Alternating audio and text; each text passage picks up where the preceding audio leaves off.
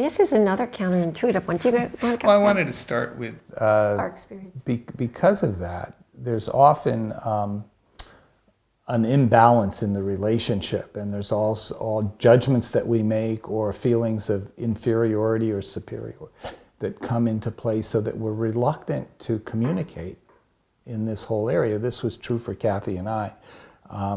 I came from a family, my mom was not Catholic, my dad was, but because of that, there was perhaps less in-home Catholic piety, less overt religiosity in the family I grew up in. So I was a dutiful Catholic growing up.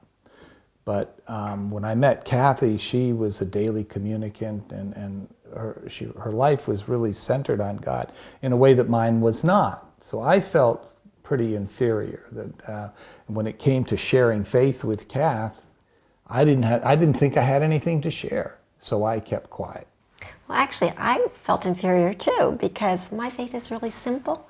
And Ronnie's a brilliant man with 2 advanced degrees from MIT. You know, I thought he'd laugh at my simple faith, so I didn't talk either.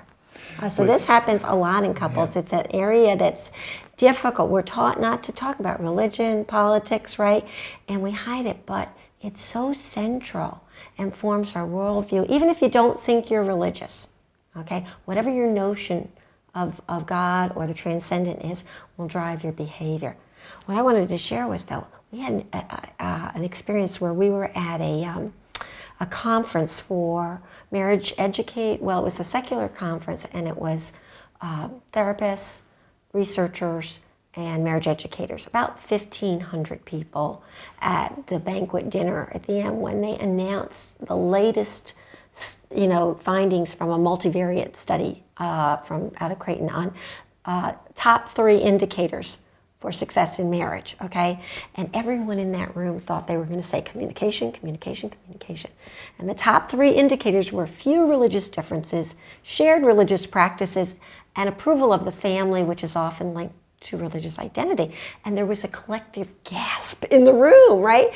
But, we looked at each other and said, duh, absolutely, because if you can't share something that is so deep inside of you with someone you love so much, the relationship is doomed to superficiality, okay? And it's lonely for that person. So a couple who is interfaith, now here's the good news, Barbara Markey has done more research, about interfaith couples that's been very helpful. And so the good news for an interfaith couple is that couples who are not of the same faith tradition, not the same church, but who share with each other their own personal experiences of God, which are deeply personal and intimate, right, will do better than a couple who are of the same church who do not. Now, couples who are of the same church who do share do better than anybody else, okay? So that's true, but it's a wonderful message for interfaith couples is that if they can only learn to talk to each other a little bit about what's their experience, when do they feel close to God? Do they pray? When do they pray? How do they imagine God to be? That kind of thing. It really is an invitation to intimacy. And spiritual intimacy is the deepest kind. Yeah, a lot of our cultural values for privacy, for tolerance, all of these things work against a couple of that do not share the same faith traditions. It works against, because we kind of leave that, we compartmentalize it, we leave it, and we don't go in that room, okay? And we kind of get along in spite of the fact that we're different. But they drive our behavior.